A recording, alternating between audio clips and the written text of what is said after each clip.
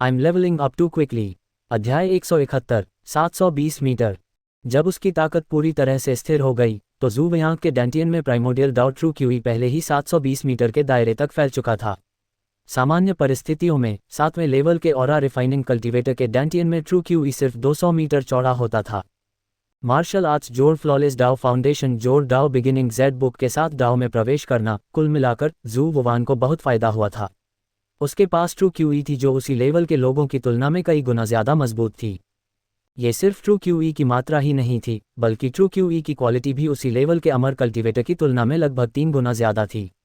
कुल मिलाकर ज़ू वयांग की दाओ बिगिनिंग ट्रू क्यूई इतनी जालिम थी कि वह 7वीं क्यूई ले के किसी भी अमर कल्टीवेटर को कुचल सकती थी और 9वीं क्यूई ले के अमर कल्टीवेटर के बराबर खड़ी हो सकती थी। दूसरे शब्दों में, ज़ू वानवान की अभी की ताकत से वह 9वीं क्यूई लेयर पर मौजूद ज़ू वानजी को पूरी तरह दबा सकती थी।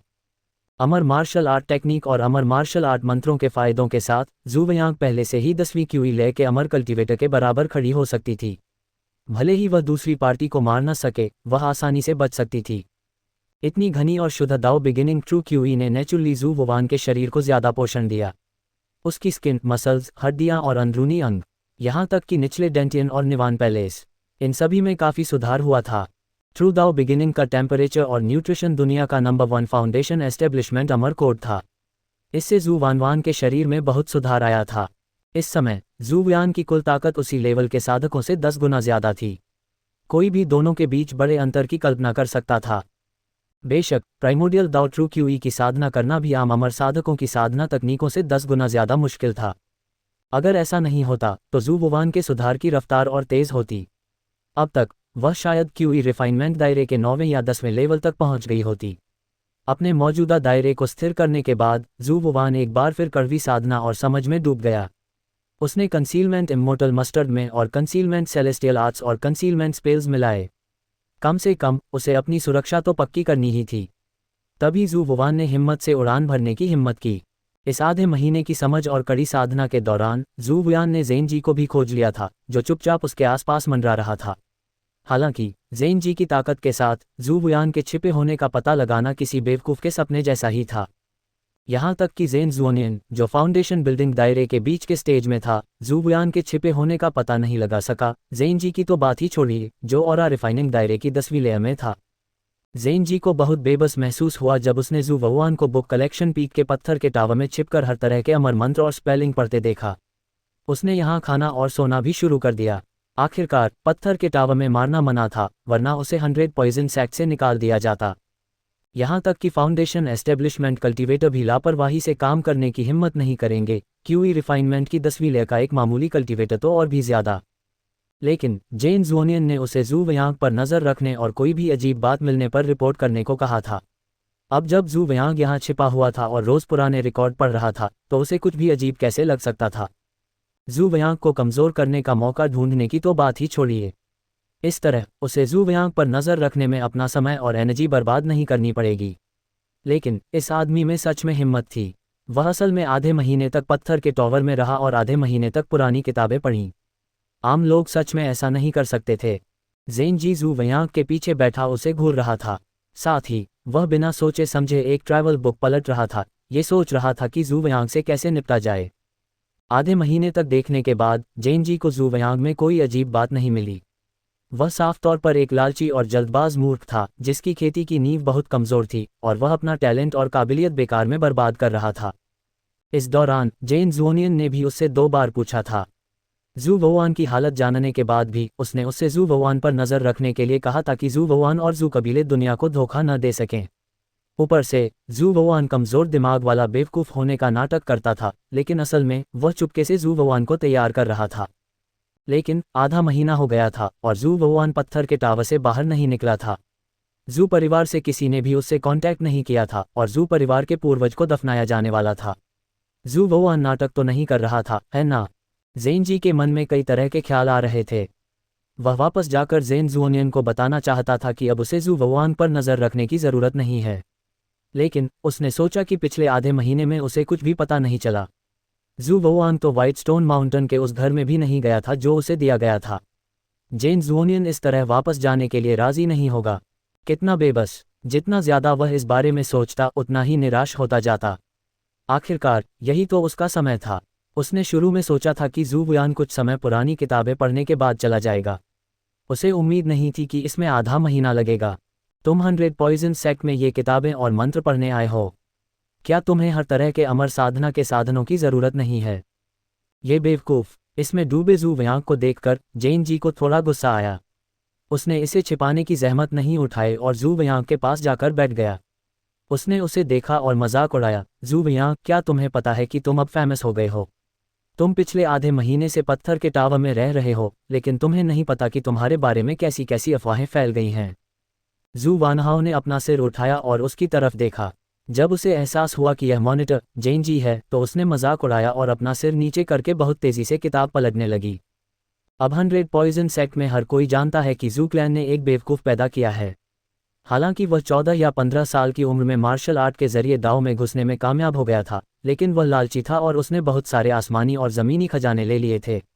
उसकी ताकत और रिफाइनिंग दायरे के छठे लेवल तक पहुंच गई, लेकिन उसकी अमर नींव खत्म हो गई। बहुत से लोग जोर जोर से हंस रहे हैं। झेन जी ने मजाक उड़ाया।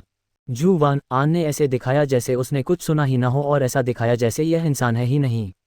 उसने पुरानी किताबों को याद करने और समझने पर ध्यान दिया, उन्हें हिडन इम्मोर्टल मस्टर्ड में मिला दिया। उसे लगा कि ज़्यादा समय नहीं लगेगा जब हिडन इम्मोर्टल मस्टर्ड फिर से बदल जाएगा और लो लेवल स्पेल के पीक पर पहुंच जाएगा। यह शायद बेड़ियों को तोड़कर मिडिल लेवल स्पेल की रेंज को भी पार कर जाए। ये देखकर कि जू वयांग अभी भी नहीं बोला, झेन जी ने थोड़ा मुंह बनाया। क्या तुम बाहर जाकर देखना नहीं चाहते? जिन लोगों ने तुम्हारा मजाक उड़ाया उनमें तुम्हारे जू क्लैन की यंग जनरेशन भी है। हे, वे सब कहते हैं कि तुम्हारा जू क्लैन एकजुट और फ्रेंडली है, लेकिन ऐसा लगता है कि यह बस ठीक ठाक है। ये जानने के बाद कि तुम्हारी कल्टीवेशन फाउंडेशन कमज़ोर हो गई है, आधे महीने तक तुमसे मिलने कोई नहीं आया। कितनी दुख की बात है। तुम क्यों नहीं चले जाते? जू क्लैन और हमारे जेन क्लैन में शामिल हो जाओ। हालांकि हमारा जेन क्लैन तुम्हारे जू क्लैन जितना एकजुट नहीं है, फिर भी हम प्रॉब्लम को सॉल्व करने का कोई ना कोई तरीका ढूंढ ही लेंगे, भले ही तुम्हारी कल्टीवेशन फाउंडेशन में कोई प्रॉब्लम हो। हम तुम्हें जू क्लैन की तरह इग्नोर नहीं करेंगे। जू वुयान पुराने रिकॉर्ड्स में डूबा हुआ था और उसे लगा कि हिडन इम्मोर्टल मस्टर्ड के ट्रांसफॉर्मेशन की स्पीड और भी तेज थी। जेन जी इसे और बर्दाश्त नहीं कर सका जब उसने देखा कि जू वयांग अब भी उसके साथ ऐसा बर्ताव कर रहा था जैसे वह है ही नहीं। वह पहले से ही बुरे मूड में था क्योंकि वह आधे महीने से यहाँ बेकार में रुका था। वह जू वयांग को पीटकर आराम करना चाहता था और देखना चाहता था कि क्या वह जू वयांग को पत्थर की बिल्डिंग से बाहर निकाल सकता है ताकि वह इसका फ़ायदा उठा सके। उसे उम्मीद नहीं थी कि जू वयांग के गुस्सा न होने पर भी जेन जी शांत नहीं बैठ पाएगा। मैं मॉनिटर हूँ या तुम मॉनिटर हो? क्या तुम्हें इतना घमंडी होना ज़रूरी है? जू वयांग, मुझे पता है कि तुम्हारा दिल अभी बहुत परेशान है। तुम बस शांत होने का नाटक कर रहे हो, लेकिन असल में तुम बहुत घबराए हुए हो। आखिर जू परिवार से कोई भी इतने समय से तुमसे मिलने नहीं आया। यहाँ तक कि वह बूढ़ी औरत भी जो तुम्हें 100 ज़हरों के ग्रुप में लाई थी, गायब हो गई है। तो तुम अभी भी नाटक क्यों कर रहे हो? बाहर जाओ और हालात देखो। अगर जू कबीला सच में तुमसे उम्मीद छोड़ देता है तो जैन कबीला तुम्हारे लिए अपने दरवाजे खोल देगा। जैन जी की बातें और भी मज़ेदार होती गईं। यहाँ लकड़ी का टुकड़ा होने का नाटक करना बंद करो। मुझे वैसे भी कुछ दिख नहीं रहा है। मैं यहाँ अपना समय और एनर्जी क्यों बर्बाद करूँ? उद्धरण चिन्ह। जैन जी बोलते रहे। पलक झपकते ही 2 घंटे बीत गए। जू वयांग ने अभी भी कोई जवाब नहीं दिया और उसकी बातों से बिल्कुल भी प्रभावित नहीं हुआ। जैन जी के चेहरे पर पहले से ही इतनी उदासी थी कि पानी टपकने वाला था। उसकी बातें और भी बुरी होती गईं। जू वयांग, तुम लकड़ी का टुकड़ा हो, पत्थर हो या चूहे जैसे डरपोक हो। मैंने तुम्हें पहले ही इतना डांटा है, फिर भी तुम आवाज़ निकालने की हिम्मत नहीं करते। क्या तुम चाहते हो कि मैं तुम्हें कोई निकनेम दूं? जैसे कछुआ जू वुयान, चूहा जू भी ठीक है। बेवकूफ़ पेन, क्या तुम और बचकाने हो सकते हो? झेन जी की तरफ देखते हुए, जो बेइज्जती से गुस्से में आने ही वाला था, जू वयांग ने नफरत से कहा और पिछले मैसेज का नोटिफिकेशन देखा। होस्ट को बधाई कि जेन जी ने जिंदगी में पहली बार तुम्हें झगड़े में डाला। तुम्हें 3 ब्रेकथ्रू स्टोन मिले हैं। होस्ट को बधाई कि जेन जी ने जिंदगी में पहली बार तुम्हें निकनेम दिया। तुम्हें 2 ब्रेकथ्रू स्टोन मिले हैं। होस्ट को बधाई कि जेन जी को इतना गुस्सा दिलाया कि उसे जिंदगी में पहली बार खून की उल्टी होने वाली थी। तुम्हें 5 ब्रेकथ्रू स्टोन मिले हैं। ... यह मॉनिटर सच में नाकाबिल था। 9 झाओ नेशन के इंपीरियल पैलेस के मॉनिटर के मुकाबले वह मीलों दूर था। जब वह 9 झाओ नेशन के इंपीरियल पैलेस में था तो जू वयांग दुश्मनों से घिरा हुआ था। अनगिनत आंखें उसे घूर रही थीं, खुले में और अंधेरे में भी। अगर वह सावधान नहीं रहता तो वह मारा जा सकता था। हालांकि मॉनिटर जेन जी ने झू वियांग पर नज़र रखने के पहले ही दिन खुद को एक्सपोज कर लिया था। पिछले आधे महीने में वह कमियों से भरा हुआ था, जैसे उसे डर था कि झू वियांग, जिस पर नज़र रखी जा रही है, उसे ढूंढ नहीं पाएगा। जहां तक जेन जी की धमकी की बात है तो ये कहने की ज़रूरत नहीं थी। झू वियांग के साथ में क्यूई लेयर में कदम रखने के साथ अगर वह तैयार होता तो एक चुपके से हमला उसे मार सकता था। सिर्फ आधे महीने की निगरानी हुई थी और आखिर में वह और नहीं रुक सका और बोने आया। झू वियांग की बातों से जेन जी हैरान रह गए। उन्होंने उसे हैरानी से देखा और कहा, क्या तुम मुझे बेवकूफ़ कह रहे हो? क्या तुम इंसानों की भाषा नहीं समझते? झू वियांग ने उसकी तरफ देखा। धमाका! जेन जी अचानक खड़े हुए और झू वियांग की नाक की तरफ इशारा करते हुए डांटा, झू वियांग, तुम बस एक बेवकूफ़ हो जिसे अपने दिमाग की प्रॉब्लम है और तुमने अपना भविष्य बर्बाद कर लिया है। तुम्हारी हिम्मत कैसे हुई मुझ पर इस तरह हंसने की? मैं ऑरा रिफाइनिंग दायरे के 10वें लेवल पर एक कल्टीवेटर हूँ और भविष्य में पक्का फाउंडेशन एस्टेब्लिशमेंट दायरे में जाऊंगा। तुम्हें मुझे डांटने का क्या हक है? उद्धरण चिन्ह। जेन जी ने बहुत देर तक झू वियांग के बीच झगड़ा और मजाक उड़ाने की कोशिश की, लेकिन झू वियांग बिल्कुल भी नहीं डिगा। आखिर में झू वियांग की बातों से उसे इतना गुस्सा आया कि वह सिगरेट पीने वाला था। इतने शांत रवैये ने सच में झू वियांग को चुप करा दिया। लेकिन जब उसने सोचा कि कैसे जेन जी आधे महीने से पीछा कर रहा था और उसने कितना समय और एनर्जी बर्बाद की थी, तब भी उसे कुछ नहीं मिला था। वह अपनी इंटेलिजेंस दिखाना चाहता था, लेकिन आखिर में उसका मजाक एक ऐसे आदमी ने उड़ाया जिसकी इंटेलिजेंस उससे कहीं कम थी। उसका इतना गुस्सा होना नॉर्मल था। तुम्हारी विल पावर भी कमज़ोर है। गुस्से में जेन जी का सामना करते हुए झू वियांग ने अपनी आंखों के कोने से उसे देखा और अपना सिर हिलाया। भाड़ में जाए। पहले वह उसकी इंटेलिजेंस पर हंसा और फिर उसके सेल्फ कंट्रोल पर हंसा। धत तेरे की, मैं 10वीं क्यूई लेयर का एक महान कल्टीवेटर हूँ, तुमसे कई लोगों पर, जिसने अपना ही भविष्य बर्बाद कर लिया। तुम्हारी हिम्मत कैसे हुई मेरा इस तरह मजाक उड़ाने की? ये बर्दाश्त के बाहर था। जेन जी के दाहिने हाथ ने एक सील बना दी। झू वियांग, मैं आज तुम्हें सबक सिखाऊंगा। मैं तुम्हें बताऊंगा कि अपने सीनियर्स की इज्जत कैसे करनी है। पा! जैसे ही उसने बोलना खत्म किया, आसमान से एक थप्पड़ पड़ा जिससे जेन जी सीधे उड़ गया। उसके हाथ का जादू भी खत्म हो गया। उसी समय एक ठंडी और सख्त आवाज़ सुनाई दी, पत्थर की बिल्डिंग एक ज़रूरी जगह है। कोई शोर नहीं, कोई लड़ाई नहीं, कोई परेशानी नहीं। जेन जी, अगर तुमने दोबारा ऐसा करने की हिम्मत की तो मैं तुम्हारी सारी ट्रूची को खत्म कर दूंगा। ओह! जेन जी, जो अभी भी अकड़कर और रौबदार दिख रहा था, उसने देखा और महसूस किया कि जिस आदमी ने उसे सबक सिखाया था वह ली शियाओफेई था, जो पत्थर की बिल्डिंग की पहली मंजिल का गार्डियन था। वह एक लेट स्टेज फाउंडेशन एस्टेब्लिशमेंट का बड़ा आदमी था और तुरंत बेसुध हो गया। डीकन लेई, प्लीज़ मुझे माफ़ कर दो। झू वियांग की बातें बहुत बुरी हैं। मैं एक पल के लिए भी खुद को रोक नहीं पाया और अपनी बेचैन असली एनर्जी को कंट्रोल नहीं कर पाया। मैं दोबारा ऐसा करने की हिम्मत नहीं करूंगा। प्लीज़। फफ! जेन जी अपनी बात पूरी कर पाते इससे पहले ही उन्हें एक मजाक सुनाई दिया। मजाक उड़ाने वाला झू वियांग था, जो छठी क्यूई लेयर का एक छोटा कल्टीवेटर था। जैसे ही झू वियांग की हंसी छूटी, आसपास के कुछ कल्टीवेटर जो पुरानी किताबें पढ़ रहे थे वे हंसे बिना नहीं रह सके। एक पल के लिए पत्थर के टावर का पूरा फर्श जोरदार हंसी से भर गया। लेई जियाओफेई के कदम उठाने से पहले जेन जी बहुत घमंडी था। उसका चेहरा ऐसा था जैसे कोई सीनियर अपने जूनियर को लेक्चर दे रहा हो। वह बिना रुके बोलता भी रहा। उसका मजाक और धमकियां बहुत ज्यादा हावी थीं, जिससे आसपास के लोग थोड़े परेशान हो गए। हालांकि जेन जी की ताकत 10वीं क्यूई लेयर पर थी, इसलिए किसी की भी आवाज़ निकालने की हिम्मत नहीं हुई। हालांकि उसे उम्मीद नहीं थी कि जेन जी इतने लंबे समय तक इतना घमंडी रहेगा। किसी के मजाक उड़ाने के बाद वह और खुद को रोक नहीं सका और बदला लेने के लिए चिल्लाया। आखिर में उसका बदला कामयाब नहीं हुआ और उसे सबक सिखाया गया।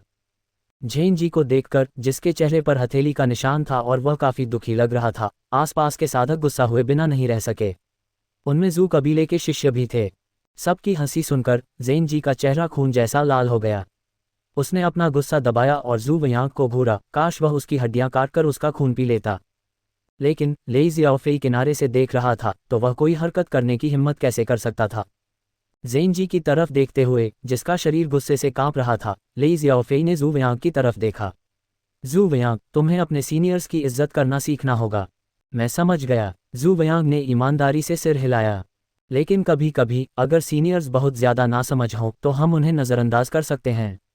लेई जियाओफेई मुस्कुराया। लेई जियाओफेई झू वियांग और जेन जी के बीच जो कुछ भी हुआ वह सब देख रहा था। वह जानता था कि यह सब जेन जी की गलती थी। झू वियांग पहले से ही बहुत सब्र वाला था। आखिर में ज़ेन जी का मन नहीं भरा और उसने हद पार कर दी। इसीलिए जू वुआन ने उसका मजाक उड़ाया। इसलिए उसे सबक सिखाया जाना चाहिए। लेकिन ज़ेन कबीले के ये लोग सच में बहुत घमंडी थे। जू कबीले के मुखिया कुछ ही दिनों के लिए गए थे और ज़ेन कबीला जू कबीले के जीनियस लोगों को खुलेआम दबाने का इंतजार नहीं कर सकता था। उन्होंने जू वुआन को भी नहीं छोड़ा, जो एक छोटा सा आदमी था और जिसकी साधना की नींव ही खराब थी। वे सच में छोटी सोच वाले थे। ऐसा लग रहा था कि 100 पॉइजन सेक्ट की ताकत ज़ेन कबीले के हाथों में नहीं हो सकती। आधे साल बाद सेक्ट लीडर के चुनाव में जू कबीले को ज़्यादा सपोर्ट करना बेहतर था। लेकिन लेई ज़ियाओफेई ने कभी नहीं सोचा होगा कि आधे साल बाद 100 पॉइजन्स का नया सेक्ट लीडर असल में ये युवा कल्टिवेटर होगा जिसके लिए वह अभी खड़ा हुआ था। लेई ज़ियाओफेई ज़ेन कबीले या जू कबीले का मेंबर नहीं था, वह एक न्यूट्रल फोर्स से जुड़ा था।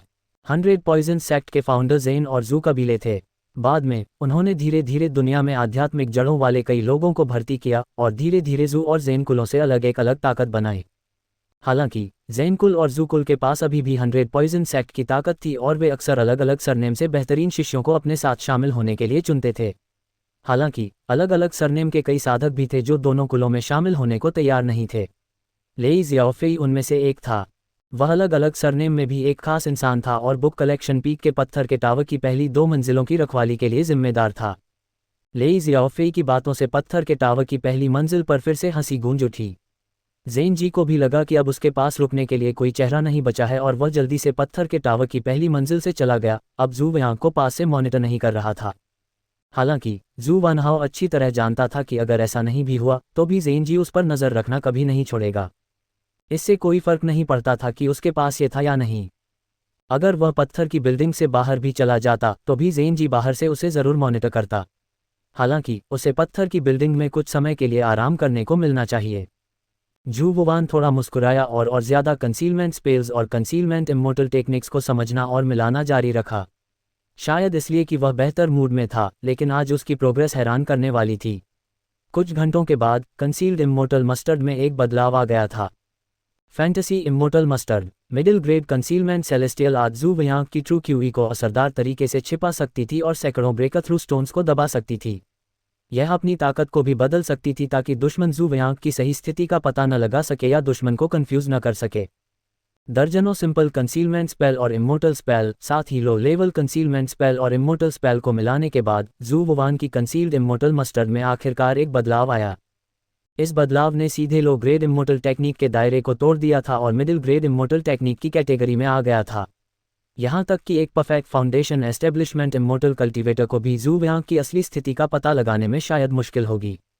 इसका मतलब ये भी था कि जू वुआन जल्द से जल्द पाबंदियों को थोड़ा कम कर सकती थी और अपनी ताकत बढ़ा सकती थी। जब तक वह फाउंडेशन एस्टेब्लिशमेंट रेल में एंटर कर सकती थी, उसके पास कुछ हद तक सेल्फ प्रोटेक्शन होगा। अगर वह जू वुआन के कल्टीवेशन फाउंडेशन और इमोर्टल मार्शल आर्ट्स के साथ फाउंडेशन एस्टेब्लिशमेंट दायरे के लेट स्टेज और उससे ऊपर तक पहुंच पाता तो शायद एक परफेक्ट फाउंडेशन एस्टेब्लिशमेंट एक्सपर्ट भी उसका कुछ नहीं कर पाता।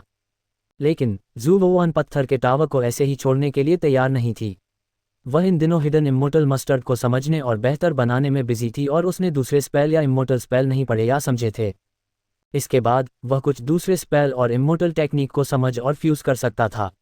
वह कुछ और प्रैक्टिकल स्पेल और इमोर्टल टेक्निक में भी मास्टर हो सकता था। ऐसा करके वह बहुत सारे ब्रेकर थ्रू स्टोन भी कमा सकता था। ये सोचकर जू वुआन ज्ञान के सागर में खुद को डुबोते रहने के लिए तैयार था। लेकिन जिस बात ने उसे चुप करा दिया वह ये थी कि उसके बगल में कोई और बैठा था। जू वुआन, तुम बहुत बोल्ड हो, ट्रैश। तुमने सच में मेरे सीनियर भाई को बेइज्जत करने की हिम्मत की। अगर हम इस पत्थर के टावर में नहीं होते तो मेरा सीनियर भाई तुम्हें 1 मिनट में मार डालता। लेकिन मेरा सीनियर भाई बाहर तुम्हारा इंतजार कर रहा है। अगर तुम मर्द हो तो बाहर जाओ और मेरे सीनियर भाई से मुकाबला करो। नहीं तो मैं यहीं रहूंगा और तुम्हारे लिए शांति से पुराने रिकॉर्ड पढ़ना नामुमकिन कर दूंगा। अगर तुम जाने की हिम्मत नहीं करते तो भी कोई बात नहीं। पत्थर के टावर के एंट्रेंस पर घुटने टेको और मेरे सीनियर भाई से माफ़ी मांगो। इस मामले को अभी के लिए टाला जा सकता है। जो बोल रही थी वह जेन जी की छोटी बहन थी, जो भारी मेकअप वाली 7वीं ले की और रिफाइनिंग महिला कल्टीवेटर थी। उसका लुक बुरा नहीं था, लेकिन उसने थोड़े बहुत कम कपड़े पहने थे। इस आदमी को जेन जी ने ज़रूर ऑर्डर दिया होगा कि वह आकर जू वुआन को पुराने रिकॉर्ड पढ़ने से रोके, उसे झुककर माफ़ी मांगने पर मजबूर करे ताकि जेन जी अपनी इज्जत बचा सके। हालांकि उसके तरीके दिखने में अच्छे नहीं थे, लेकिन वे काफ़ी काम के थे। जू वयांग की समझ और काबिलियत के बावजूद वह याद करने और समझने पर फोकस नहीं कर पा रहा था जब उसका सामना एक ऐसी महिला से हुआ जो बार बार उसे छू रही थी और खर्राटे ले रही थी। होस्ट को बधाई कि उसे जिंदगी में पहली बार एक महिला कल्टीवेटर जैन पनहुआ ने परेशान किया। तुम्हें एक ब्रेकथ्रू स्टोन मिला है। होस्ट को बधाई कि उसे जिंदगी में पहली बार एक महिला कल्टीवेटर जैन पनहुआ ने धमकाया। तुम्हें 2 ब्रेकथ्रू स्टोन मिले हैं। होस्ट को बधाई कि तुम्हें पहली बार एक महिला कल्टीवेटर जैन पनहुआ ने छुआ। तुम्हें 3 ब्रेकथ्रू स्टोन मिले हैं। जैसे ही वह बोल रहा था उसने देखा कि जू वुवान उसे इग्नोर कर रहा था। महिला कल्टीवेटर जैन पनहुआ ने असल में एक हरकत शुरू कर दी थी। ये बर्दाश्त के बाहर था। जू वुवान इसे और बर्दाश्त नहीं कर सका। छेड़छाड़। पत्थर की बिल्डिंग की शांत पहली मंजिल से अचानक एक बहुत तेज आवाज आई जिससे सब डर गए। वे आवाज की तरफ देखने लगे।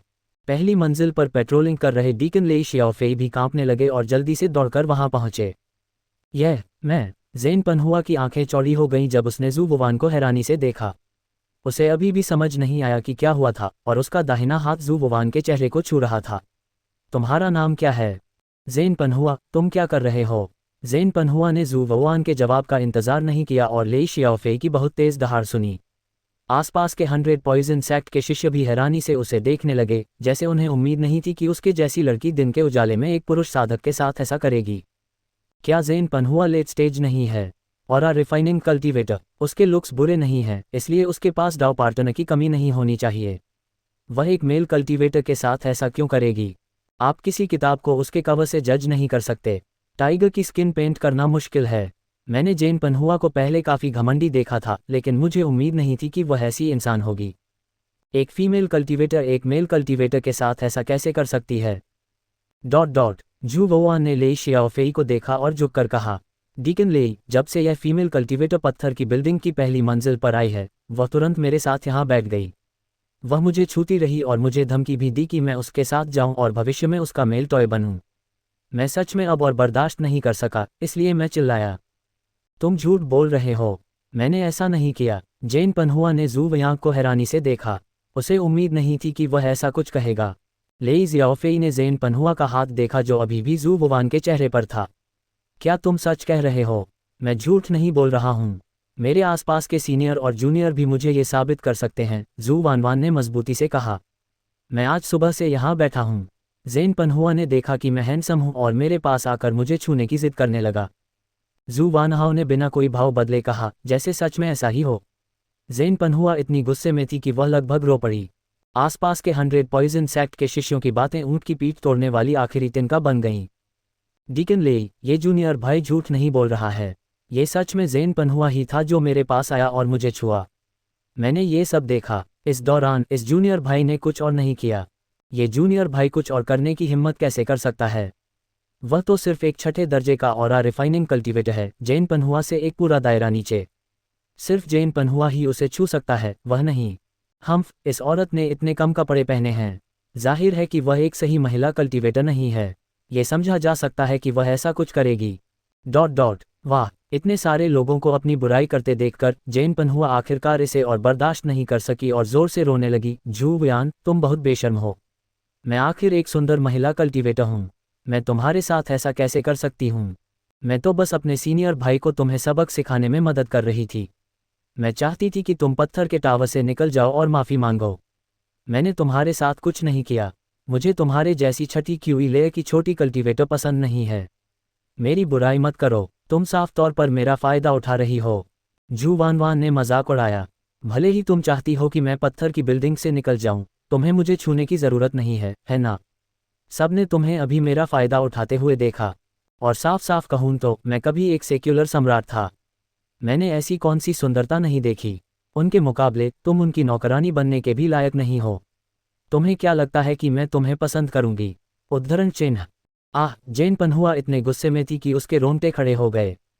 धमाका। इससे पहले कि ज़ेन पनहुआ अपना जादू कर पाती, लेई शियाओफेई ने उसे आग का गोला फेंक कर उड़ा दिया और वह पत्थर की बिल्डिंग के दरवाजे के बाहर गिर गई। पत्थर का टावर एक ज़रूरी जगह है। कोई शोर नहीं, कोई लड़ाई नहीं, कोई परेशानी नहीं।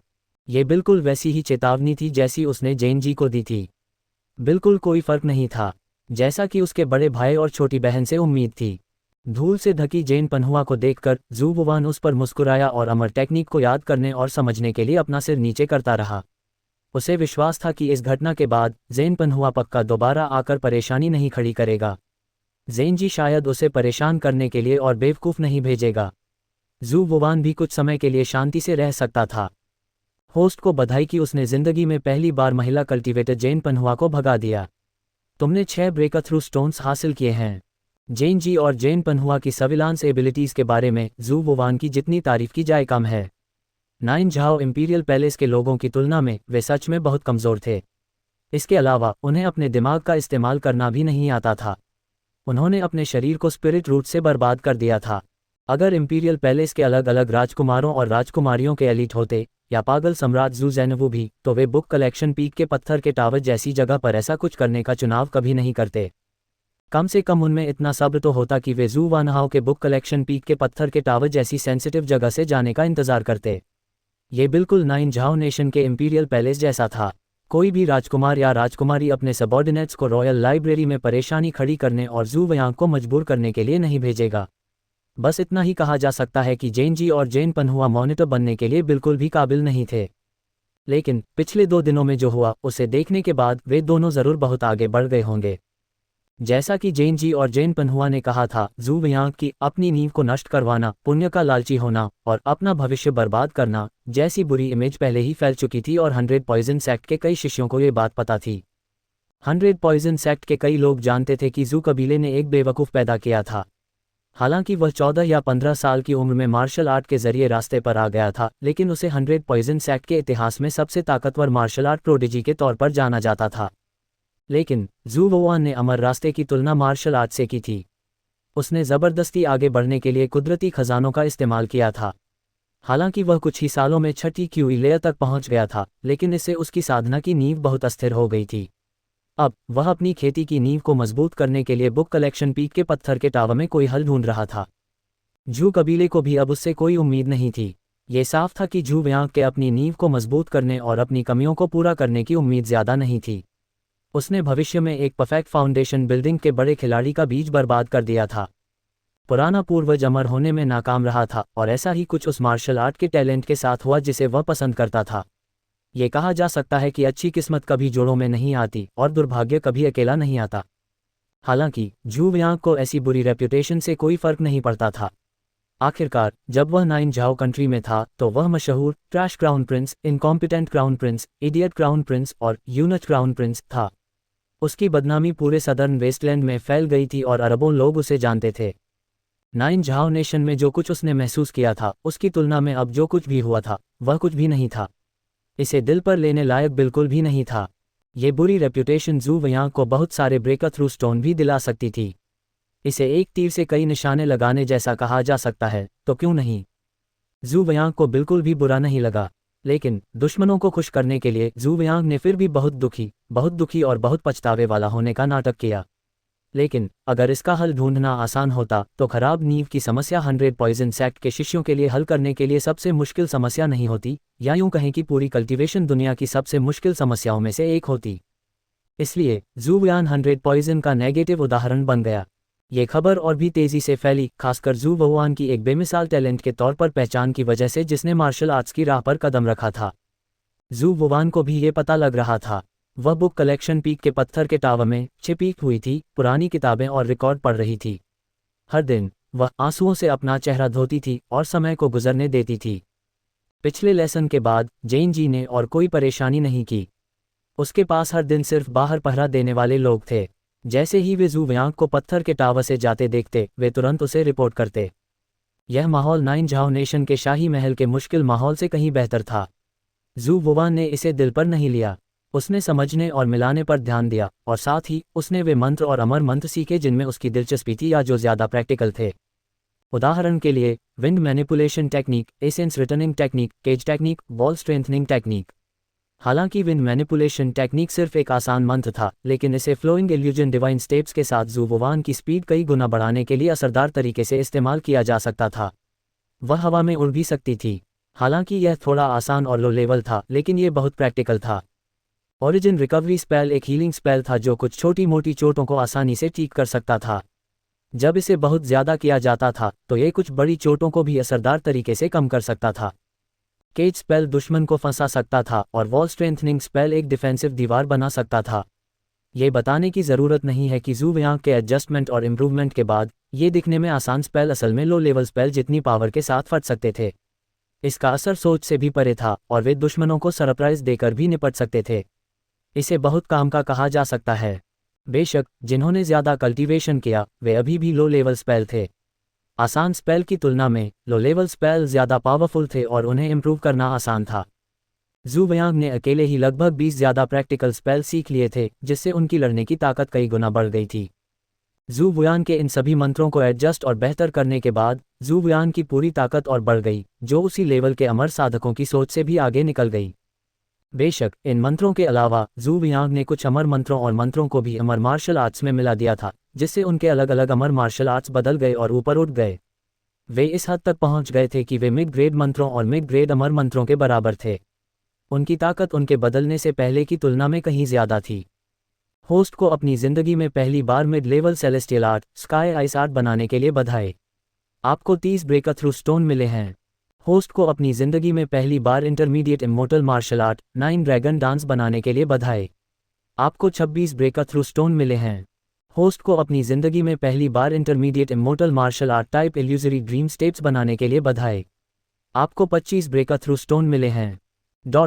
लगभग 3 महीने बिताने के बाद जू वुवान ने उन सभी इमोर्टल मार्शल आर्ट्स को सक्सेसफुली फ्यूज और ट्रांसफॉर्म कर लिया था जिनमें उन्होंने मास्टरी की थी। 4 इंटरमीडिएट इमोर्टल टेक्निक और इंटरमीडिएट इमोर्टल टेक्निक थीं।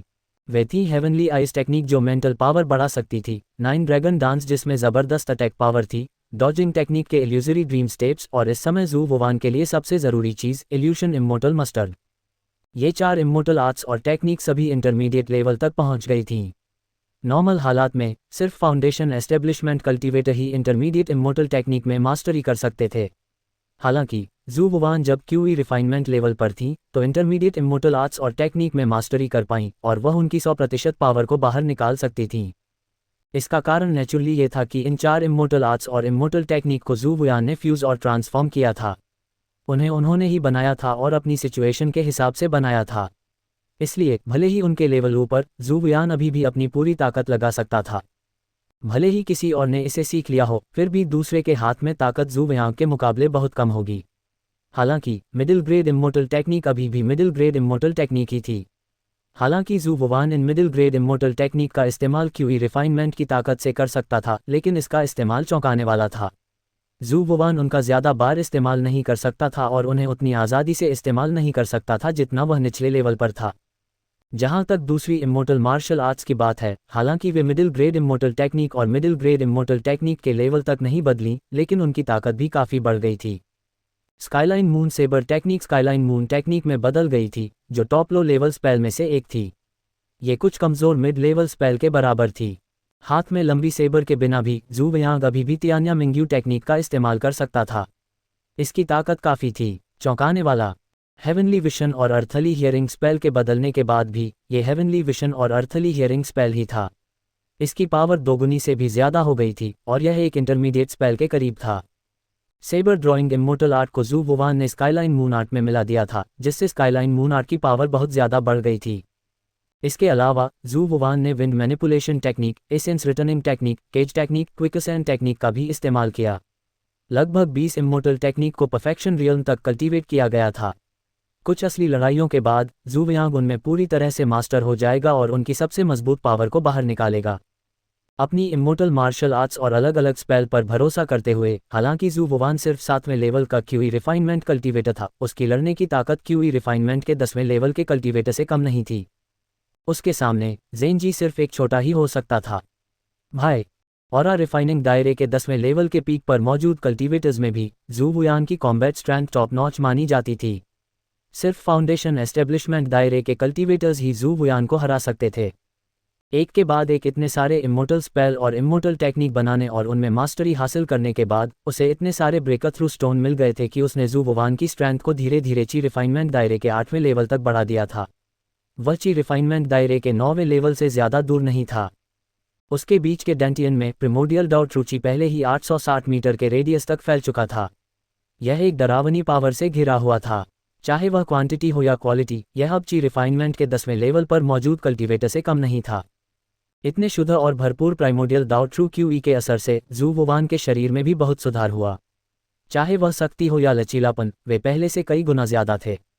बुक कलेक्शन पीक की पत्थर की बिल्डिंग में जाने से पहले की तुलना में जू वुयान की पूरी ताकत कम से कम 10 गुना बढ़ गई थी। अभी का जू वुयान क्यूई रिफाइनमेंट स्टेज में अजेय नहीं था, लेकिन कम से कम क्यूई रिफाइनमेंट स्टेज में असल में कोई भी अमर साधक ऐसा नहीं था जो उसका कुछ भी कर सके। अब लाइब्रेरी पीक के पत्थर के टावर के पहले और दूसरे लेवल की किताबें जू वुवान ने असल में याद कर ली थीं। वह तीसरे लेवल में जाने के लायक नहीं था, इसलिए यहाँ रुकने का कोई फायदा नहीं था। अब जाने का समय हो गया था। एक पल के लिए बाहर देखने पर जू वुवान को एहसास हुआ कि न केवल ज़ेनजी यहाँ नहीं था, बल्कि वह शुरुआती स्टेज का क्यूई रिफाइनमेंट रियल्म साधक भी कहीं नहीं दिख रहा था जिसे उसने बताया था। उसे नहीं पता था कि वह खेलने कहाँ गया था। ये साफ था कि जू वयांग पिछले कुछ महीनों से पत्थर के टावर में रह रहा था, जिसकी वजह से ज़ेनजी और ज़ेनज़ुओनियन ने अपनी सावधानी कम कर दी थी और जू वयांग पर ज़्यादा ध्यान नहीं दे रहे थे। आखिरकार पत्थर के टावर में लोग आते जाते रहते थे और उसके लिए शांति से साधना करना नामुमकिन था। जू वुवान यहीं रहता था और पढ़ता रहता था, इसलिए जू कबीले का कोई भी बड़ा आदमी उससे नहीं मिला। ज़ेनज़ुओनियन को जू कबीले में छिपे जासूसों से ये भी खबर मिली थी कि जू कबीला भी जू वयांग से काफ़ी निराश था। कुछ बुजुर्गों ने पहले ही साफ कर दिया था कि वे जू वयांग को छोड़ देंगे। अगर ऐसा न होता तो वह जू वुवान को पत्थर की बिल्डिंग में रहकर किताबें पढ़ने की इजाज़त नहीं देता। कोई भी उस पर बिल्कुल ध्यान नहीं देता था। खेती के बहुत सारे रिसोर्स की तो बात ही छोड़िए, जू वुवान को अपना घर बदलने में मदद करने जैसी छोटी सी बात पर भी किसी ने ध्यान नहीं दिया। जू वुवान इतनी डरी हुई थी कि वह यहीं छिपी रही और बाहर जाने की हिम्मत नहीं कर पाए। जहां तक उसकी कमज़ोर नींव के सॉल्यूशन की बात है, जू वयांग को साफ तौर पर वह नहीं मिला था, वरना वह पत्थर के टावर में नहीं रहता। ज़ेनज़ुओनियन को धीरे धीरे लगने लगा कि वह ऐसे गिरे हुए जीनियस के सामने राई का पहाड़ बना रहा है, जिसे न तो उसकी दादी प्यार करती थी और न ही लाड़ प्यार, इसलिए उसने अब इस मामले पर ज़्यादा ध्यान नहीं दिया। ये हालत देखकर ज़ेनजी को अब कोई परवाह नहीं रही। उसने बस कुछ शुरुआती स्टेज के क्यूई रिफाइनिंग कल्टीवेटर को जू वयांग पर नज़र रखने का ऑर्डर दिया। जहां तक खुद की बात है, वह पहले से ही उस काम में बिजी था जो उसे करना चाहिए था। जू वयांग बस आह भर सका, क्या फेल मॉनिटर का झुंड है। नाइन झाओ इंपीरियल पैलेस में हर जगह मौजूद जासूसों और जासूसों को देखने के बाद जू वुवान सच में ज़ेनजी, ज़ेनज़ुओनियन और दूसरों को नीची नज़र से देखने लगा। वे जू वयांग को छिपकर कुछ करने से रोकने के लिए उस पर नज़र रखने के लिए राज़ी हो गए थे। आखिर में बस कुछ ही समय बीता था और वे सभी बिना किसी निशान के गायब हो गए थे। जू वयांग ने उन्हें बेरहमी से धमकाया भी था। उसने सोचा था कि आज जब वह पत्थर की बिल्डिंग से निकलेगा तो कुछ उतार चढ़ाव होंगे, लेकिन जो लोग उस पर नज़र रख रहे थे वे गायब हो गए थे। ये बहुत अनप्रोफेशनल था। जू वानवान ने अपना सिर हिलाया और धीरे धीरे बुक कलेक्शन पीक की पत्थर की बिल्डिंग से बाहर निकला, उस पते की ओर भागा जो जू वानजी ने उसे दिया था। हालांकि ज़ेनज़ुओनियन और ज़ेनजी की निगरानी बहुत अनप्रोफेशनल थी, लेकिन जू वुवान इतनी बेवकूफ़ नहीं थी कि व्हाइट स्टोन माउंटेन पर जाकर रहने लगे। वहाँ जैन कबीले के फाउंडेशन एस्टेब्लिशमेंट कल्टीवेटर रहते थे। हालांकि औरा रिफाइनिंग दायरे में जू वुवान की ताकत को कोई हरा नहीं सकता था, लेकिन फाउंडेशन एस्टेब्लिशमेंट कल्टीवेटर का सामना करते समय उसे शायद घुटने टेकने पड़ते। जब ऐसा था तो जू वुवान मुसीबत ढूंढने व्हाइट स्टोन माउंटेन क्यों जाएगी। अगर वह छिप सकती थी तो वह कुछ समय के लिए छिप जाती। जू वुवान नाइन झाओ इंपीरियल पैलेस में कछुए की तरह रहने से अच्छी तरह वाकिफ थी। जहां तक बात है कि ऐसा करना शर्मनाक होगा और जू वयांग की रेप्यूटेशन और भी खराब हो जाएगी, यह जू वयांग के लिए कुछ भी नहीं था जिसने इन्फॉर्मेशन एक्सप्लोजन का दौर देखा था। आज के समाज में बहुत से बेशर्म सेलिब्रिटी थे जो इतने मोटी चमड़ी के थे कि बिना सोचे समझे पैसा कमाते थे और यह मानने से इनकार करते थे कि उन्होंने कुछ गलत किया है। जू वयांग उनसे कहीं ज़्यादा कमज़ोर था। ये तो छोड़ ही दीजिए कि इस थोड़ी सी खराब रेप्यूटेशन ने जू वयांग को और भी ज़्यादा इनाम पाने और अपनी ताकत और भी तेज़ी से बढ़ाने में मदद की थी। आज के समाज में अमीर लोग पिता होते थे, लेकिन यहाँ ताकतवर लोग पिता थे।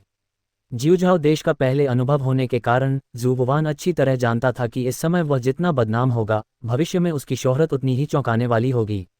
जाहिर है उसे और ज़्यादा फ़ायदे मिलेंगे। ये ठीक वैसा ही था जब जू वयांग नाइन झाओ नेशन में था। उस समय कई लोगों ने जू वयांग के सिर पर पैर रखा था, लेकिन बाद में वे उसकी और भी ज़्यादा तारीफ करने लगे, जिससे जू वयांग को बड़ी रकम में ब्रेकथ्रू स्टोन मिले। 100 पॉइजन सेक्ट में इतनी खराब रेप्यूटेशन कुछ भी नहीं थी। रास्ते में उसे कई लोग मिले जो उस पर उंगली उठा रहे थे। उनमें ज़ेन कबीले के लोग, अलग अलग सरनेम वाली सेनाएं थीं और जाहिर है जू कबीले के लोग भी थे। उनकी बातें सुनने में अच्छी नहीं लगीं। ये वही मार्शल आर्ट्स का टैलेंट है जिसके बारे में ज़ूक्लैन पहले डींगे हाँकता था।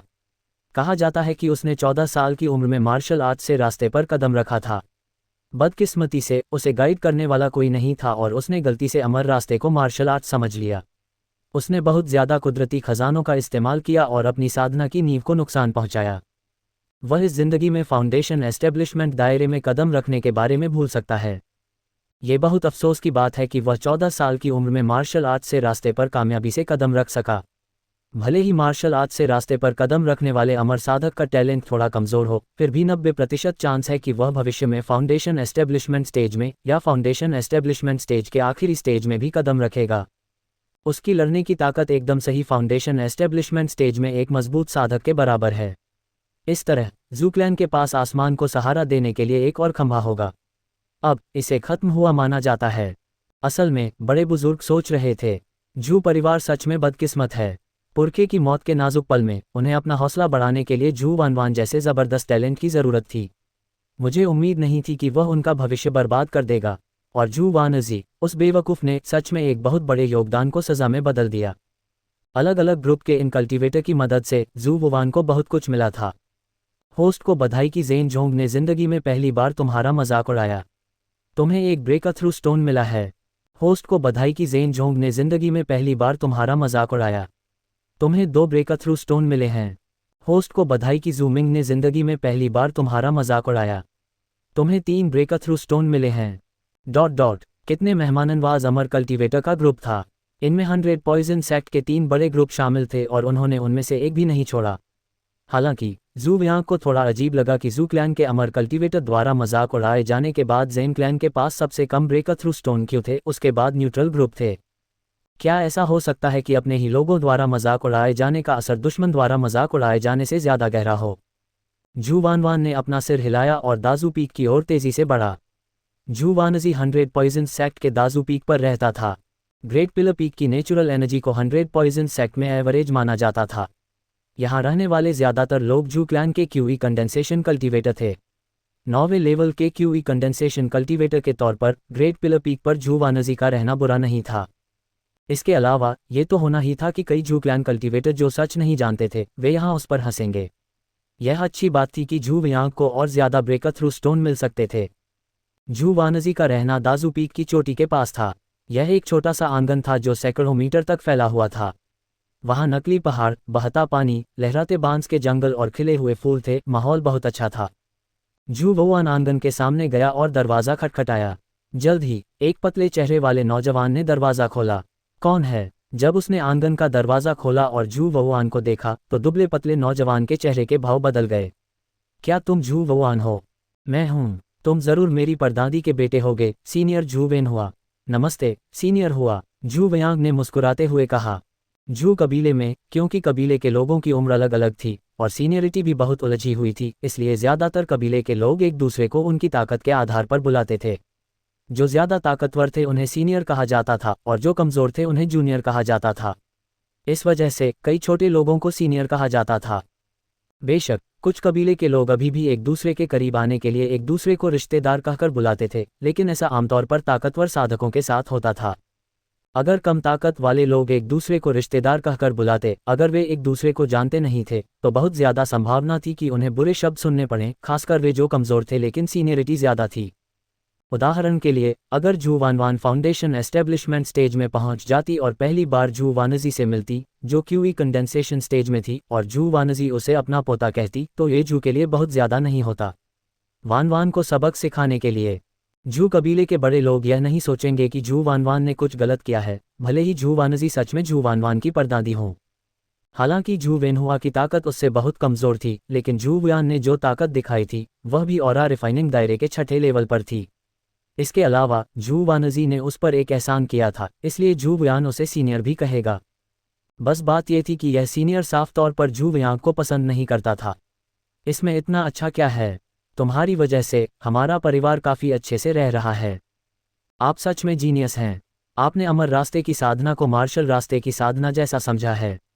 आपने अपना बेमिसाल टैलेंट और काबिलियत बेकार में बर्बाद कर दिया है और आपने हमारे जू कबीले को मजाक का पात्र बना दिया है। उद्धरण चिन्ह। जू वेनहुआ का नाराज चेहरा देखकर जू वयांग समझ गया कि जू वानजी ने अपने असली बेटे को भी उससे छिपाया था और उसे जू वयांग के बारे में सच नहीं बताया था। अगर ऐसा न होता तो जू वेनहुआ ऐसी बातें नहीं कहता। जू वेनहुआ की बातों और हाव भाव से जू वुआन कुछ अंदाजा लगा सका। क्या ग्रैंड आंटी को कुछ हुआ है? हन्फ, जू वेनहुआ ने गुस्से से कहा, परिवार ने मेरी मां पर अपना काम ठीक से न करने और तुम्हें, एक मार्शल आर्ट के माहिर को बर्बाद करने का इल्ज़ाम लगाया। इसलिए उन्होंने उसे अलग अलग दवा वाली जड़ी बूटियों का काम करने के लिए हुआन पीक पर भेज दिया।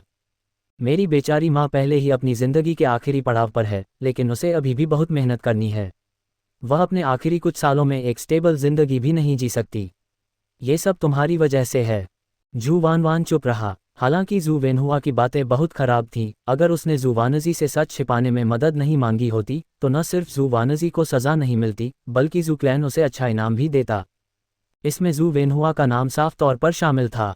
वह थका हुआ और कमज़ोर लग रहा था, इसलिए भले ही उसकी बातें थोड़ी बुरी थीं, लेकिन उनमें कुछ भी गलत नहीं था। मुझे माफ़ कर दो, जू वयांग ने माफ़ी मांगते हुए कहा। मैं, जू वेनहुआ जो कुछ कहना चाहता था ये सुनकर कुछ देर के लिए चुप हो गया। जू वेनहुआ को थोड़ा अफसोस हुआ जब उसने जू वयांग का शर्मिंदा चेहरा देखा और सोचा कि उसके साथ क्या हुआ था। असल में इसके लिए तुम्हें दोषी नहीं ठहराया जा सकता। मेरी माँ भी गलत थी। तुम्हें माफ़ी मांगने की ज़रूरत नहीं है। पहले मेरे साथ अंदर आओ। मेरी माँ हर दिन देर रात तक वापस नहीं आती। हालांकि जू वेनहुआ जू वुआन से बहुत नाराज़ था, लेकिन इस दौरान जू वुआन की वजह से उसका परिवार भी कमोबेश फंसा हुआ था। उसकी माँ, जो अपनी ज़िंदगी के आखिरी पड़ाव पर थी, के पास अपनी बूढ़ी बॉडी को घसीटकर हुआन पीक पर ले जाने के अलावा कोई चारा नहीं था ताकि दवा वाली जड़ी बूटियां प्रोसेस की जा सकें। उस पर और उसकी पत्नी पर भी इसका असर पड़ा। उनकी कुछ अच्छी नौकरियां चली गईं और स्पिरिट स्टोन भी बहुत कम कमाए। परिवार की जिंदगी थोड़ी तंग हो गई थी। इसके अलावा जब से जू वानजी को सज़ा मिली थी, जू वुआन ने पिछले कुछ महीनों में उन्हें कभी नहीं देखा था। कुल मिलाकर ये समझा जा सकता था कि जू वेनहुआ का मूड खराब था। हालांकि जब उसने जू वुआन को माफ़ी मांगते देखा और सोचा कि इन दिनों 100 पॉइजन सेक्ट के 3 बड़े ग्रुप जू वुआन का कैसे मजाक उड़ा रहे थे, तो ऐसा लगा कि कबीले के बड़े लोगों ने कोई हल न निकलने पर उसे उम्मीद छोड़ दी है। जू वुआन इस साल सिर्फ टीनेज में थी, उसकी उम्र का एक छोटा सा हिस्सा भी नहीं। उसकी नींव को नुकसान जानबूझकर नहीं पहुंचाया गया था। भले ही जू वानजी पर जू वुआन को अमरता के रास्ते पर गाइड करने की कोई जिम्मेदारी नहीं थी, लेकिन यह न समझना कि जू वुआन मार्शल आर्ट्स के जरिए बहुत पहले ही इस रास्ते पर आ गई थी, सच में फ़र्ज़ की अनदेखी थी। उनका परिवार पूरी तरह से बेकसूर नहीं था। इन सब बातों पर सोचने के बाद जू वेनहुआ को शर्म महसूस हुई। उसने जल्दी से जू वुआन को लिविंग रूम में वापस बुलाया और बैठ गया। इस समय जू वेनहुआ की पत्नी लियू ज़ेहोंग को भी यह खबर मिली और वह उन दोनों को चाय देने आई। लियू ज़ेहोंग खूबसूरत थी। हालांकि वह महल की उन बेमिसाल सुंदरियों से तुलना नहीं कर सकती थी, लेकिन उसमें एक अलौकिक आभा थी जो एक अमर साधक की थी, जिससे थोड़ा आकर्षण बढ़ गया। वह जू वेनहुआ के लिए काफ़ी सही थी। जू वेनहुआ बात करने में अच्छी नहीं थी। थोड़ी देर बात करने के बाद उसके पास कहने के लिए कुछ नहीं था। वह जू वयांग के रहने के लिए जगह का इंतजाम करने गया और अपनी पत्नी लियू ज़ेहोंग से कहा कि वह जू वयांग के साथ जाए और जू वानजी के लौटने का इंतजार करे। देर रात तक जू वानजी अपने थके हुए शरीर को घसीटते हुए वापस नहीं आई। जब उसने जू वानवान को देखा तो वह खुश होकर हैरान रह गई। क्या तुम ठीक हो? तुम पत्थर के टावर से बाहर आ गई? हाँ ग्रैंड आंट, जू वुआन ने सिर हिलाया और थोड़ा दोषी महसूस करते हुए कहा, मैं इस समय आपसे मिलने नहीं आया हूँ। मुझे नहीं पता कि यहाँ क्या हुआ। प्लीज़ मुझे माफ़ कर दीजिए। जू वानजी मुस्कुराए, मैं समझती हूँ आपका क्या मतलब है। आपको डर है कि ज़ेन क्लैन मुझे टारगेट करेगा, इसलिए आप नहीं आए, है ना? ग्रैंड आंट ने दूसरों से पहले ही सुन लिया है कि ज़ेन जी पत्थर की बिल्डिंग के अंदर और बाहर आप पर नज़र रख रहा है। उसने आपको दबाने के लिए लोगों को भी रखा है। खुशकिस्मती से आप इससे निपट गए। उद्धरण चिन्ह, मैं बेकार हूं और ज़ेन जी से बहस करने की हिम्मत नहीं करता। ज़ेन परिवार अब परिवार को दबा रहा है, इसलिए मैं आपकी मदद करने के लिए किसी को नहीं छोड़ सकता। आप इतने दिनों से पत्थर की बिल्डिंग में फंसे हुए हैं। जब तक आप मुझे दोष नहीं देते तब तक सब ठीक है। उद्धरण चिन्ह। जू वानजी की बातें सुनकर जू वेनहुआ और लियू ज़ेहोंग को आखिरकार समझ आ गया कि क्या हो रहा है। उन्हें और भी शर्म आई। आखिर उन्होंने सोचा था कि जू वानवान को गुस्सा आ रहा है और वह जू वानजी से मिलने भी नहीं आया। जैसे ही जू वानवान बोलने वाला था, जू वानजी ने फिर पूछा, ज़ेन जी कैसे हैं? जब आप पत्थर के टावर से निकले तो क्या उन्होंने आपको कोई परेशानी दी? नहीं, मैंने नहीं दी। नहीं, जू वुआन ने अपना सिर हिलाया। जब मैं निकला तो ज़ेन जी आसपास नहीं थे। जो लोग मुझे देख रहे थे वे भी चले गए, इसलिए मुझे कोई परेशानी नहीं हुई। जू वानजी ने त्योरियां चढ़ाईं। मैं समझ गया, लेकिन उन्हें जल्द ही पता चल जाएगा कि तुम चले गए हो। वे तुम्हें मॉनिटर करने ज़रूर आएंगे, इसलिए तुम्हें इस समय के लिए दाजू पीक पर ही रहना होगा। किसी भी कीमत पर मत जाना, कहीं उन्हें तुम्हारा फ़ायदा उठाने का मौका न मिल जाए। मैं जाकर परिवार के बड़े लोगों से मिलूंगा कि क्या उनके पास ज़ेनजी और उसके ग्रुप से निपटने का कोई तरीका है। ज़रूरत नहीं है। जू वानहाओ ने जल्दी से अपना सिर हिलाया। मैं अभी भी यह मामला संभाल सकता हूँ। दादी, आपको इसकी चिंता करने की ज़रूरत नहीं है। ज़्यादा से ज़्यादा मैं थोड़ी देर और पत्थर के टावर में रहूँगा। इसके अलावा जब तक कोई फाउंडेशन एस्टेब्लिशमेंट कल्टीवेटर मुझसे पर्सनली डील करने नहीं आता, मुझे डर नहीं है। ज़ेनजी मेरा कुछ नहीं कर सकता। हालांकि वह सच में कहना चाहती थी कि जू वानवान ने ज़ेनजी को कमाका था और दीन हाँक रही थी। जू वानजी ने फिर भी धीरे से सलाह दी, ज़ेनजी को कम मत समझो। हालांकि पत्थर के टावर में तुमने उसे धोखा दिया था, फिर भी उसकी ताकत अभी भी काफ़ी अच्छी है। वह 100 पॉइजन सैक्ट के क्यूई कंडेंसेशन कल्टीवेटर में टॉप 10 में मजबूती से रैंक किया गया है। उसे हराना बहुत मुश्किल होगा। ग्रेट पिलर पीक मेरे जू क्लैन का मेन घर है। वह शायद यहाँ कुछ नहीं करेगा। तुम्हें बस यहाँ शांति से रहने की ज़रूरत है। हमारे जू क्लैन के फाउंडेशन एस्टेब्लिशमेंट एक्सपर्ट 1000 मीटर की दूरी पर पहरा दे रहे हैं। यहाँ से दूर, जू वेनहुआ ने कहा। ज़ेनजी यहाँ गुस्ताखी करने की हिम्मत तो बिल्कुल नहीं करेगा। मैं समझ गया। जू वयांग ने सिर हिलाया और अचानक बात बदल दी। आंटी, क्या आप अभी हो युआन पीक पर काम कर रही हैं? जू वानजी एक पल के लिए हैरान रह गईं और फिर अजीब तरह से बोली, हाँ ये सही है। ग्रैंड आंटी भी दशकों से अल्केमी की प्रैक्टिस कर रही हैं। बदकिस्मती से वह अभी तक ऑफिशियल अल्केमिस्ट नहीं बनी हैं। अभी तक वह सिर्फ एक अप्रेंटिस अल्केमिस्ट हैं, इसलिए वह सिर्फ कुछ काम कर सकती हैं, जैसे दवा वाली जड़ी बूटियां संभालना और शायद ही कभी गोलियां बनाती हैं। खासकर जैसे जैसे वह बड़ी होती जाएंगी, ग्रैंड आंटी ऐसी गोलियां भी नहीं बना सकती जो स्पिरिट पिल्स न हों। ग्रैंड आंटी, असल में मुझ में अल्केमी का काफ़ी अच्छा टैलेंट है। क्या आप मुझे हुयुआन पीक में भी काम करने देंगी, भले ही मुझे एक आम हैंडीमैन के तौर पर काम करना पड़े? जू वयांग ने पूछा। जू वानहाओ ने पत्थर की बिल्डिंग में रहते हुए अल्केमिस्ट बनने के बारे में सोचा था। ये समय बर्बाद करने और अपनी साधना की स्पीड को धीमा करने के लिए नहीं था, बल्कि यह ज़्यादा ब्रेक थ्रू स्टोन्स कमाने के लिए था ताकि वह भविष्य में तेज़ी से आगे बढ़ सके। ऐसा इसलिए था क्योंकि अल्केमिस्ट बनने के बाद जू वुयान दूसरों के लिए गोलियां रिफाइन करके सभी तरह के प्राकृतिक खजाने और दुर्लभ जड़ी बूटियां पा सकेगी। उस समय उसे बस उनमें से कुछ हिस्सा रखना था और उन्हें खाकर जू वुयान के लिए बड़ी संख्या में ब्रेकथ्रू स्टोन्स लाने थे। जू वानहाओ का मानना था कि स्पेशल एनकाउंटर सिस्टम उसके हाथ में होने से उसकी एल्केमी में सुधार निश्चित रूप से धीमा नहीं होगा। एल्केमी की सफलता की दर भी उसकी कल्पना से कहीं ज़्यादा होगी। इस तरह वह स्वाभाविक रूप से बड़ी संख्या में प्राकृतिक खजाने बचा पाएगा और उन्हें कीमती जड़ी बूटियों से बदल पाएगा।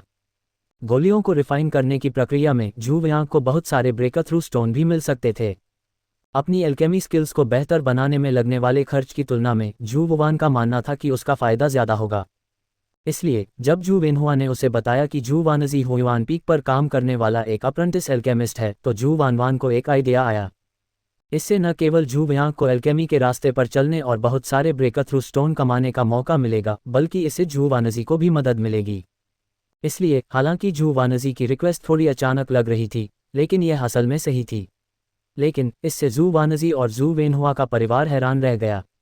उन्हें समझ नहीं आया कि जू वानजी का क्या मतलब था। तुम ठीक हो? तुम मजाक कर रहे हो? तुमने अल्केमी के बारे में कुछ नहीं सीखा है ना? जू वानजी ने हैरानी से पूछा। क्या तुम सच में हुयुआन पीक जाना चाहते हो? जू वानहाओ ने गंभीरता से सिर हिलाया और रॉयल लाइब्रेरी से मिली मेडिसिन किंग सेरेमनी को परफेक्शन रेल्म तक ले गया। वह दुनिया के अल्केमिस्ट्स के पीक रेल्म में, या यूं कहें कि टॉप नॉच मॉर्टल अल्केमिस्ट्स के लेवल पर कदम रख चुका था। महान आंटी, असल में मॉर्टल दुनिया में मेरी एक और पहचान है। मैं एक टॉप नॉच मॉर्टल एपोथेक्री हूँ। यह असल में सच है। जू वानजी, जो शक से भरा हुआ था, गोलियों के फील्ड में जू वयांग की ताकत को टेस्ट करने से खुद को रोक नहीं सका।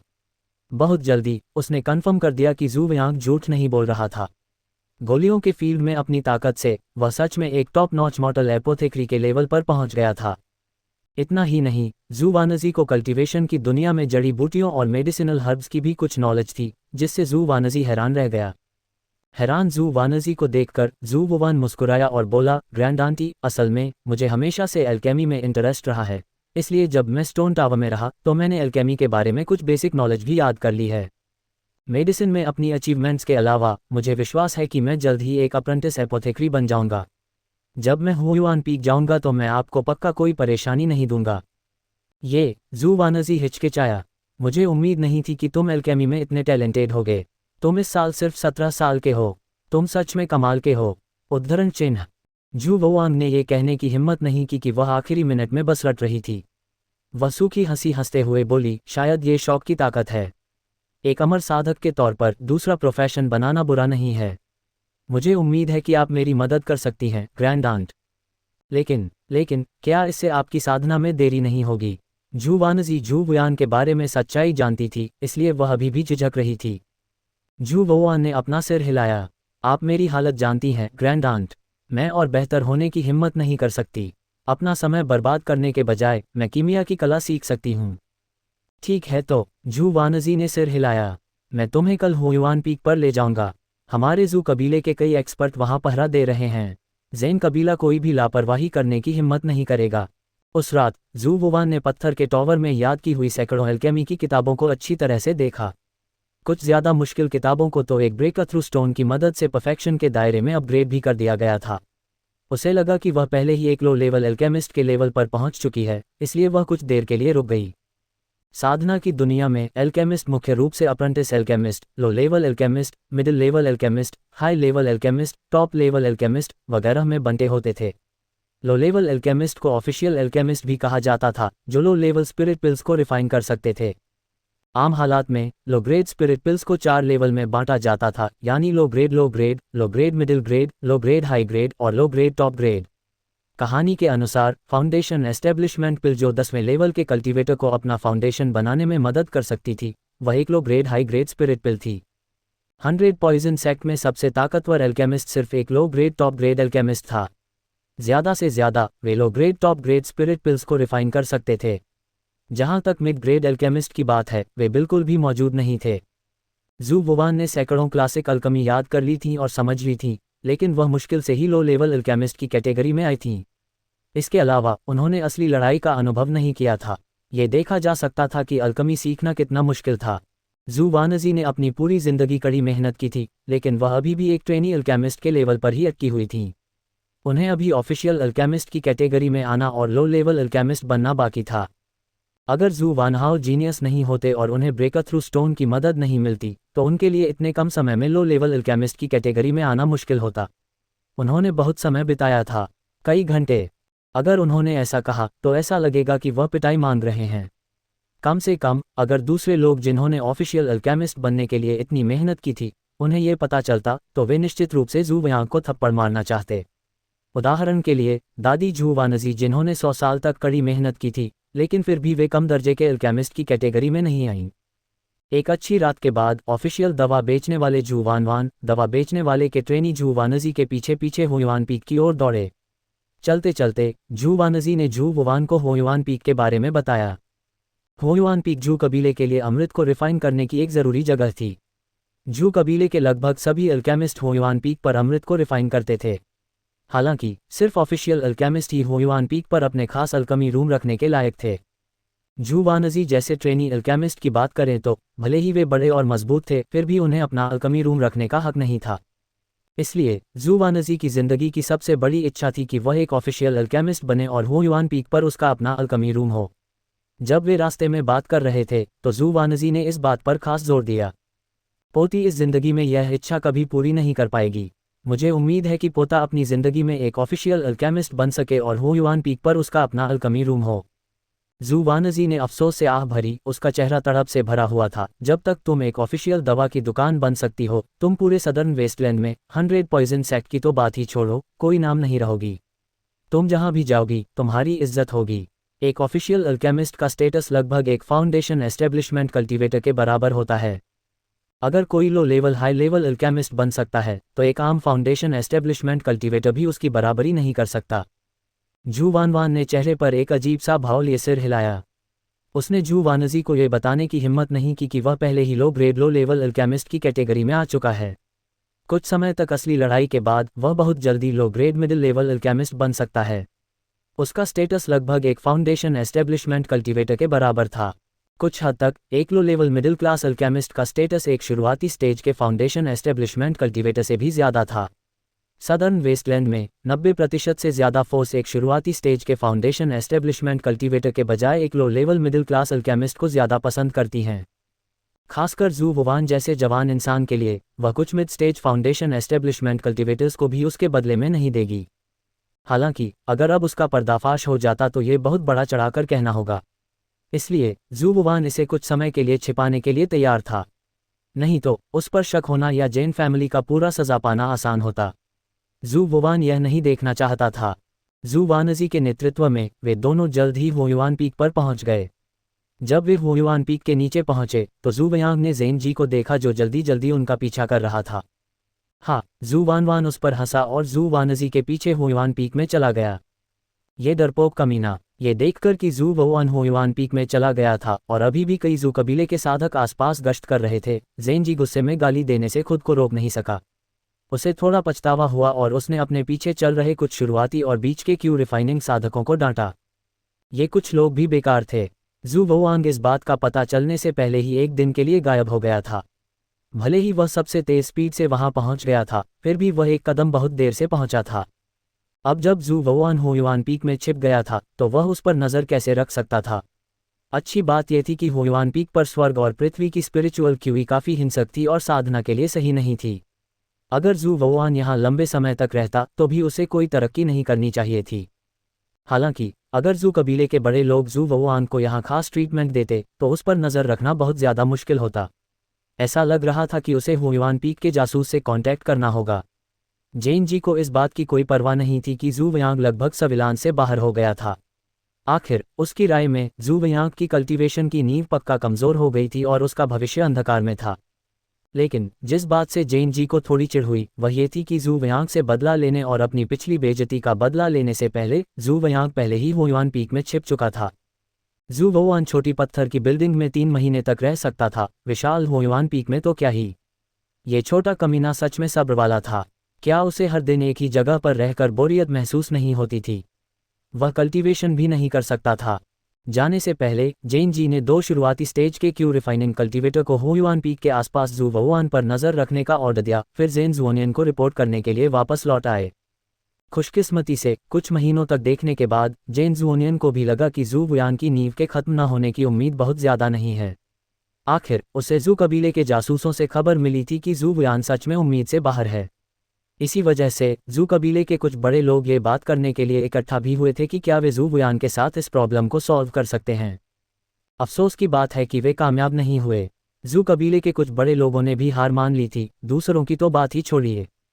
जहां तक इस बात की बात है कि जू वुआन ने जानबूझकर इसे परिवार के बड़े लोगों से छिपाया, तो जब तक जू वुआन का दिमाग खराब न हो और उसने परिवार के रिसोर्स के लिए इतना अच्छा मौका बर्बाद न किया हो, वह इतनी बेवकूफ़ नहीं होगी कि ऐसा करे। अमर साधना के रास्ते पर पैसा सबसे ज़रूरी था। रिसोर्स की अहमियत का अंदाज़ा लगाया जा सकता है। अगर जू वुआन ने जेन कबीले के निशाने से बचने के लिए इसे सबसे छिपाने का फैसला किया तो जेन जुओनियन सिर्फ यही कह सकता था कि वह बहुत बड़ा बेवकूफ़ है। जेन जुओनियन को यह नहीं पता था कि अमर साधना के रास्ते में पैसा सबसे ज़रूरी चीज़ थी, लेकिन जू वुआन के हाथ में ब्रेक थ्रू स्टोन था, इसलिए उसे इसकी कमी नहीं थी, बल्कि ये भरपूर था। होस्ट को अपनी ज़िंदगी में पहली बार वोयुआन पीक में कदम रखने के लिए बधाई। आपको एक ब्रेक थ्रू स्टोन मिला है। होस्ट को अपनी ज़िंदगी में पहली बार वोयुआन पीक में शामिल होने के लिए बधाई। आपको 2 ब्रेक थ्रू स्टोन मिले हैं।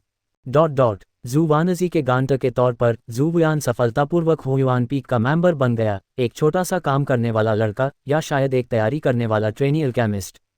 ये सुनने में ज़्यादा अच्छा लग सकता है। क्योंकि जू वानजी बूढ़ी हो गई थी, वह अब गोलियां रिफाइन नहीं कर सकती थी। इसलिए उसका रोज़ का काम सभी तरह की दवा वाली जड़ी बूटियों को छांटना और प्रोसेस करना था और फिर उन्हें इस्तेमाल के लिए अलग अलग अल्केमी ट्रेनी और अल्केमिस्ट को भेजना था। जू वानवान को टेस्ट करने के लिए जू वानजी उसे एक बहुत बड़े मेडिसिनल हर्ब वेयरहाउस में ले गया और जू वानवान को मेडिसिनल हर्ब को छांटने दिया। मेडिसिनल हर्ब से भरे वेयरहाउस को देखकर जू वुआन के चेहरे पर मुस्कान आ गई। ये वह खजाना था जिसका उसने सपना देखा था। और अगर वह हर मेडिसिनल हर्ब के 3 टुकड़े रखता तो वह जू वुआन के लिए बहुत सारे ब्रेक थ्रू स्टोन ला पाता। हालांकि यहाँ की मेडिसिनल हर्ब सभी आम मेडिसिनल हर्ब थीं, लेकिन वे बहुत सारी थीं।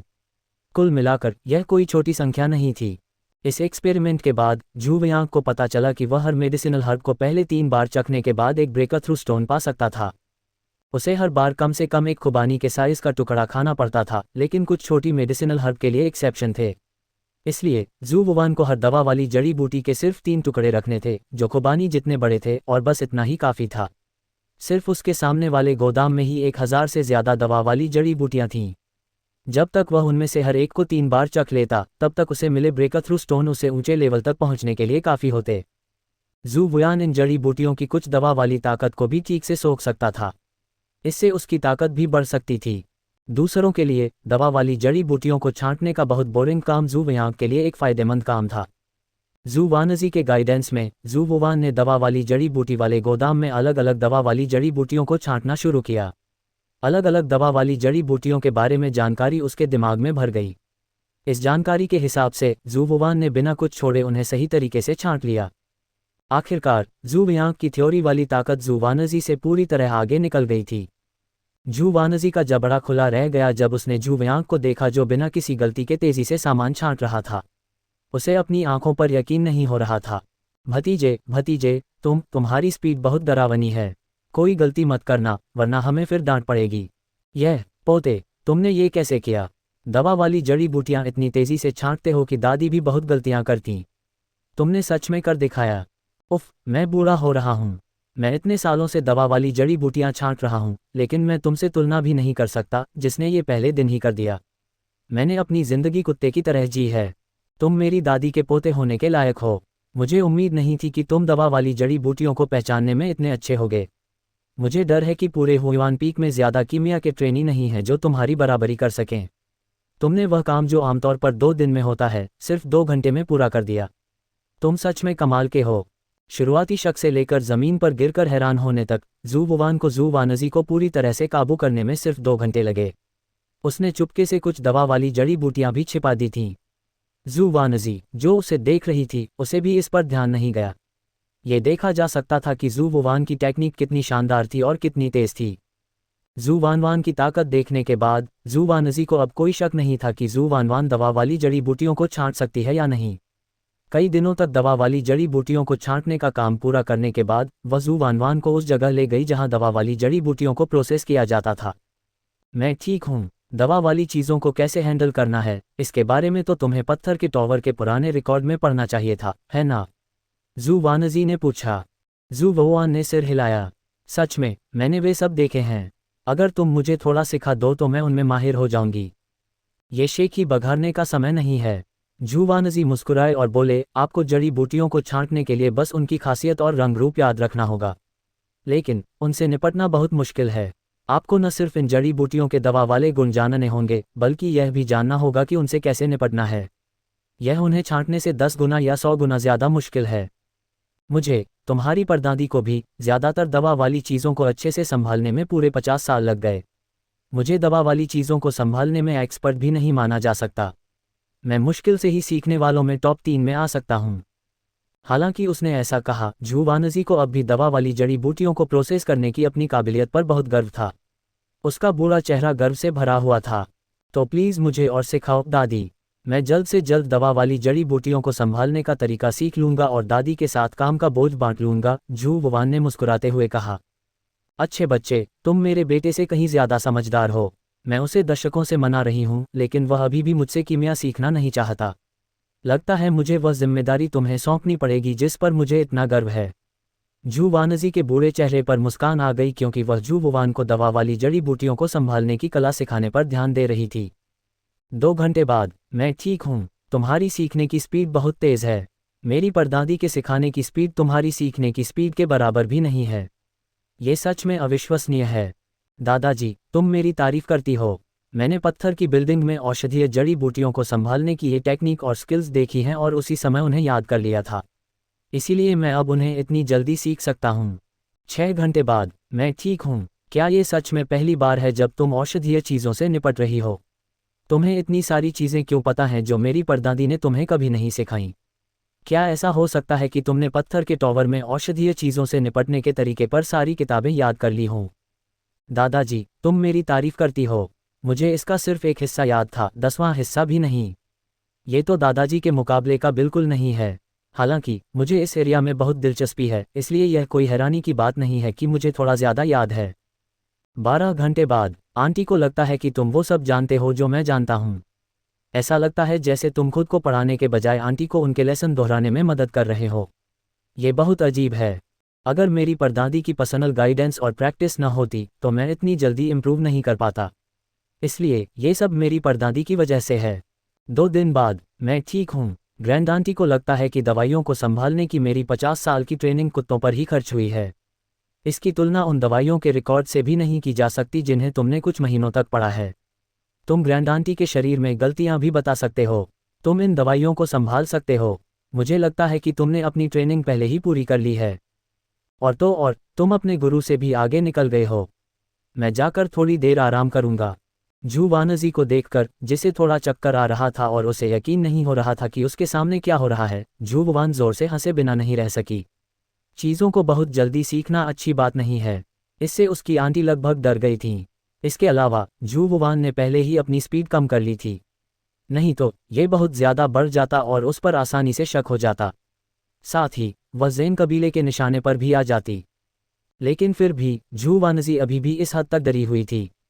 ऐसा लग रहा था कि अपनी ताकत छिपाना उसका सही फैसला था।